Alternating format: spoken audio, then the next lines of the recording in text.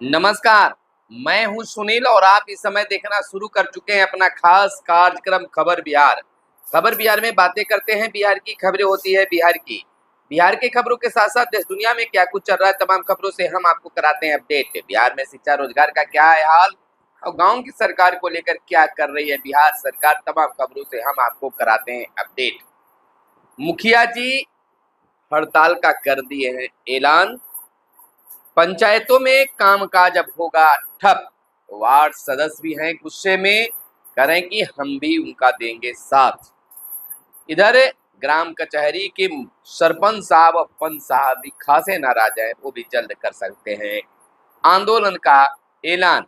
वहीं बिहार के नियोजित शिक्षक अपनी पोस्टिंग को लेकर काफी चिंतित, जहां गृह अनुमंडल छोड़ना है तो वहीं बिल्कुल कुछ भी साफ नहीं है। कहना है सेवा निरंतरता का लाभ मिलता है तभी हम पोस्टिंग स्वीकार करेंगे, अन्यथा नहीं। सरकार झांसे दे रही है, झांसे में लाना चाह रही है और नियोजित शिक्षकों का 18 साल 15 साल और 10 सालों का सेवा समाप्त करना चाहती है।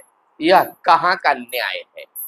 वहीं हम आपको बता दें कि नवमी के दिन माता के दर्शन करने के लिए पटना सहित गया, मुजफ्फरपुर, औरंगाबाद, सीतामढ़ी तमाम जिलों से यह खबर आ रही है कि माता के पंडाल में हजारों की संख्या में श्रद्धालु माता के दर्शन के लिए उपस्थित हुए। आज दशमी के दिन भी पटना में रावण दहन का खास आयोजन गांधी मैदान में। बता दें बहुत जगह आज दशहरा का मेला भी लगता है, प्रशासन उस पर ध्यान बनाए हुए है। वहीं मैं अपने तमाम दर्शकों को, व्यूअर्स को, चाहने वालों को दशहरा पूजा की हार्दिक बधाई और शुभकामनाएं अपनी पूरी टीम की ओर से प्रेषित करता हूं। साथ ही आपसे आग्रह है कि अगर चैनल को अगर अब तक सब्सक्राइब नहीं किए होंगे तो चैनल को जरूर सब्सक्राइब कर दीजिएगा, ताकि आप तक खबर पहुंचाने में हमारी टीम की मनोबल बढ़े, उत्साहित हो और काम करें। पहली खबर पॉलिटिक्स से, Tej Pratap Yadav and Jitaram Manjhi mouse politics को लेकर। केंद्रीय मंत्री और बिहार के पूर्व सीएम जीताराम मांझी ने तेज प्रताप से कैमरे पर ही मांग लिया चूहा। कहा घर में चूहा है तो दे दो, हम खा लेंगे, हम चूहा खाने वाले हैं। जीताराम मांझी का यह बयान काफी चर्चा में है।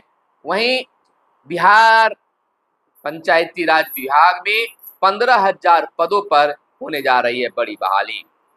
कुछ प्रमुख पदों में हम बता दें कि तकनीकी सहायक के लिए 2096 पद, लेखापाल के लिए 6,570 पद, ग्राम कचहरी सचिव के लिए 1,504 पद, न्याय मित्र के लिए 2,304 पद और वहीं पंचायत सचिव के लिए 3,532 पद और प्रखंड पंचायती राज पदाधिकारी के लिए 29 पद पर बहाली निकलने वाली है।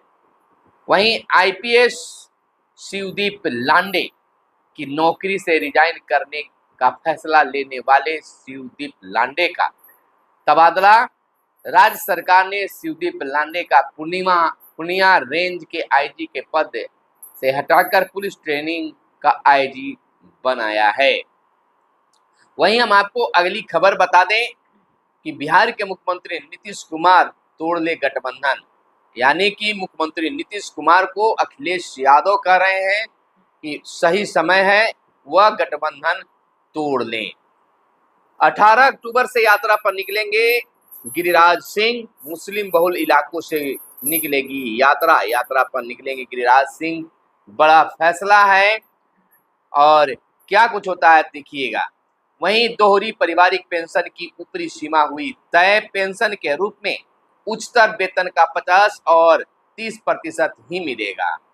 इधर केंद्र सरकार की तर्ज पर राज्य सरकार ने भी यह सीमा निर्धारित की। बताते चले कि वैसे मामलों में जिनमें पति पत्नी दोनों पुरानी पेंशन योजना के तहत कार्य करते थे, उनकी मृत्यु के बाद संतान को दोहरी पेंशन की ऊपरी सीमा तय कर दी गई है।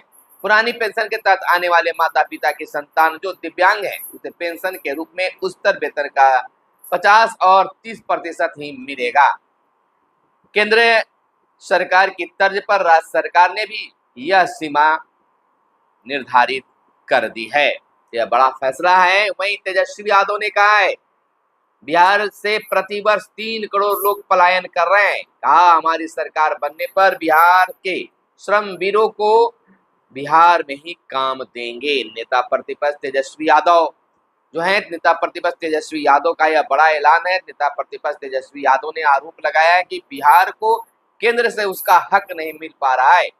दावा किया है कि राज्य से प्रतिवर्ष 3 करोड़ लोग पलायन कर रहे हैं। बीते दिन सोशल मीडिया पर पोस्ट कर उन्होंने आरोप लगाया है कि लगभग 10 वर्षों से बिहार में डबल इंजन की सरकार है। बिहार ने एनडीए को वर्ष 2014 में 31, वर्ष 2019 में 39 और वर्ष 2024 में 30 सांसद दिए। बावजूद बिहार को उसका वाजिब हक है, अधिकार नहीं मिल रहा है। उन्होंने कहा है कि हमारी सरकार बनने पर बिहार के श्रमवीरों को बिहार में ही काम देंगे।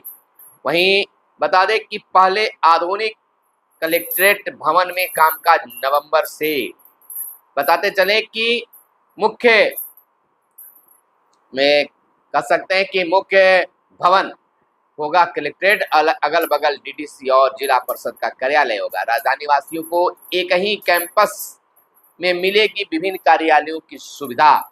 बिहार के पहले आधुनिक पटना कलेक्ट्रेट का शुभारंभ नवंबर में होगा। निर्माण कार्य पूरा कर लिया गया है। इसमें 3 ब्लॉक का निर्माण किया गया है। मुख्य ब्लॉक में कलेक्ट्रेट कार्यालय होगा।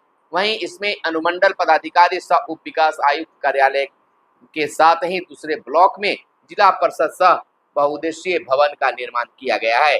मुख्य भवन भूतल सहित 5 मंजिला और दोनों सहायक भवन भूतल सहित 4 मंजिला है।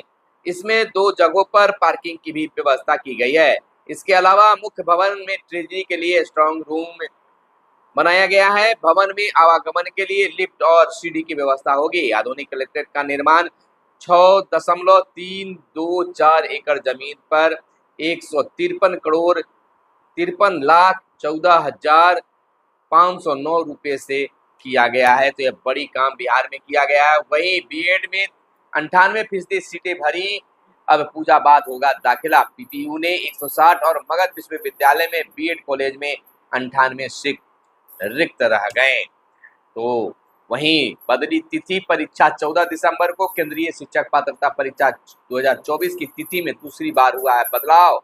कुछ जगह 15 को कई प्रतियोगिता परीक्षाओं के आयोजन से बदलाव हुआ है। आपको बताते चले कि केंद्रीय माध्यमिक शिक्षा बोर्ड सीबीएसई ने केंद्रीय शिक्षक पात्रता परीक्षा की तिथि में एक बार फिर बदलाव किया है। अब परीक्षा 14 दिसंबर को होगी। इससे पहले परीक्षा जो है 15 दिसंबर को होनी निर्धारित की गई थी। इसमें बदलाव किया गया है। सबसे पहले बोर्ड ने 1 दिसंबर को परीक्षा आयोजित करने की सूचना जारी की थी। बोर्ड ने परीक्षा की तिथि के बदलाव को लेकर वेबसाइट पर सूचना भी जारी कर दी है। वहीं राज्य स्तरीय प्रतियोगिता के लिए 30 तक कर सकते हैं आप आवेदन। सर सीवी रमन और श्रीनिवास रामानुजन टैलेंट सर्च के लिए अवसर है। तो 30 तक आवेदन करने का इसमें मौका दिया गया है। वहीं सबसे ज्यादा पलायन राजद शासन में हुआ। नित्यानंद ने कह सकते हैं कि तेजस्वी यादव के बयान पर यह बातें कही है, जवाब दिया है, पलटवार किया है। केंद्रीय गृह राज्य मंत्री नित्यानंद राय ने बिहार से पलायन को लेकर नेता प्रतिपक्ष तेजस्वी यादव के पोस्ट पर कड़ी प्रतिक्रिया व्यक्त की है। उन्होंने कहा कि तेजस्वी यादव सफेद झूठ बोल रहे हैं। राजद शासन काल में बिहार में भय का वातावरण था, जंगल राज की स्थिति थी, राज्य के लोग भयभीत थे। बिहार में सबसे ज्यादा पलायन जंगल राज की सरकार में हुआ। उन्होंने कहा कि राजद शासन में बिहार के लोग अपनी जान और प्रतिष्ठा बचाने के लिए बाहर गए। भय के कारण ही लोग रोजगार के लिए बिहार से बाहर गए और दूसरे राज्यों में सेट कर गए। अब उनके लिए बाहर और बिहार दोनों जगह घर है। बिहार के 90 पैक्सों ने कराया एफपीओ के लिए निबंधन। सहकारिता मंत्री प्रेम कुमार ने समीक्षा बैठक के बाद दी जानकारी। कहा सहकारी बैंक की योजनाओं का प्रचार कर नए खाता खोलें। बिहार के 90 पैक्सों में किसान उत्पादक समूह एफपीओ के लिए निबंधन करा लिया है। अन्य 8 पैक्सों में निबंधन की प्रक्रिया फिलहाल चल रही है। जल्द ही एफपीओ के पहले चरण का लक्ष्य पूरा कर लिया जाएगा। यह प्रेम कुमार का बयान था। वहीं बिहार को केंद्र से त्योहार पर 17,921 करोड़ मिले। सम्राट बोले केंद्रीय करों में हिस्सेदारी के तहत दी गई है यह राशि। बिहार को केंद्र सरकार ने त्योहार के मौके पर केंद्रीय करों में हिस्सेदारी के तहत 17,921 करोड़ रुपए मिले हैं। जानकारी के अनुसार केंद्रीय करों में हिस्सेदारी के रूप में दूसरी सबसे बड़ी राशि बिहार को प्राप्त हुई है।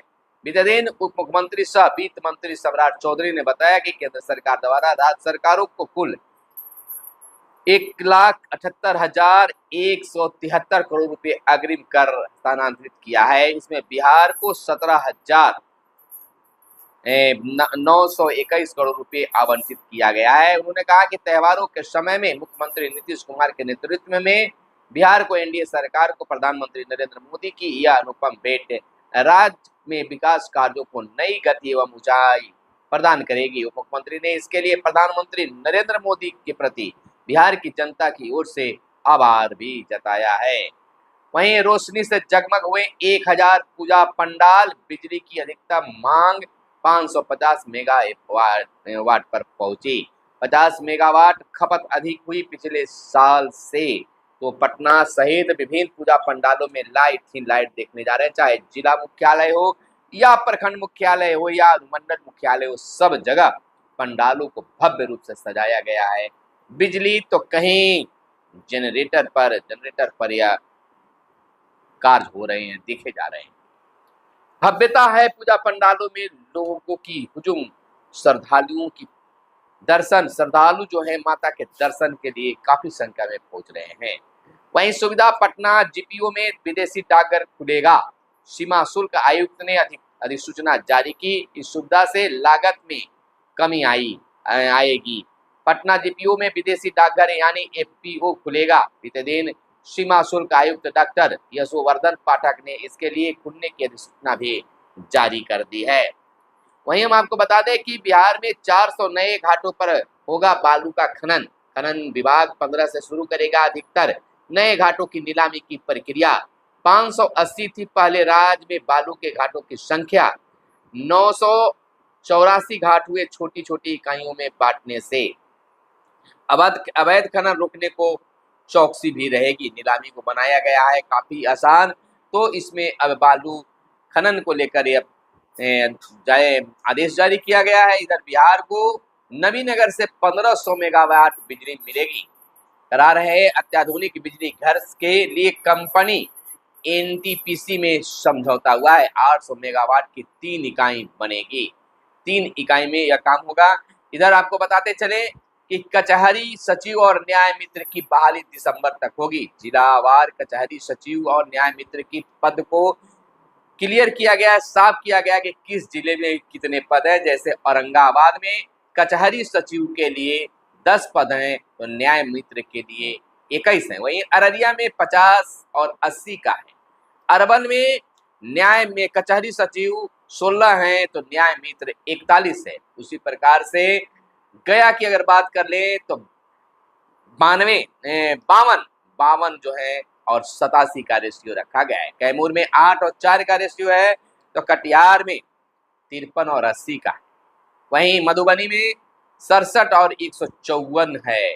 वहीं मुजफ्फरपुर की अगर बात कर ले तो 52 और 158 पद यहाँ पर रिक्त पड़े हैं। इसी प्रकार से विभिन्न जिलों में बनेगा। वहीं मनरेगा से राज्य में खेल मैदान का होगा विकास। स्कूल परिसर व अन्य सार्वजनिक स्थलों पर बनाए जाएंगे मैदान। 5 से 6 हजार खेल मैदान बनाने की है तैयारी। मैदानों में एथलेटिक ट्रैक और वॉलीबॉल और बास्केटबॉल कोर्ट का भी निर्माण होगा। 2 चरणों में पूरे होंगे कार्य। ट्रैक और कोर्ट का भी होगा खास निर्माण मनरेगा का से। वहीं नियोजित शिक्षकों का पोस्टिंग अब बिल्कुल कंफर्म हो गया है, होकर ही रहेगा।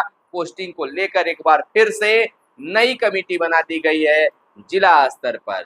शिक्षकों के आश्रितों को नौकरी देने की जल्द प्लानिंग है बिहार शिक्षा विभाग का। अब जल्द ही बिहार के नियोजित शिक्षकों के पोस्टिंग को लेकर आवेदन देने की तिथि को सार्वजनिक किया जाएगा। शिक्षा मंत्री का भी बयान आ गया है। फिलहाल इतना ही। कैमरे के पीछे मिस्टर साहिर, फिर मिलेंगे अगले वीडियो में। तब तक के लिए दीजिए इजाजत। जय हिंद, जय भारत, वंदे मातरम।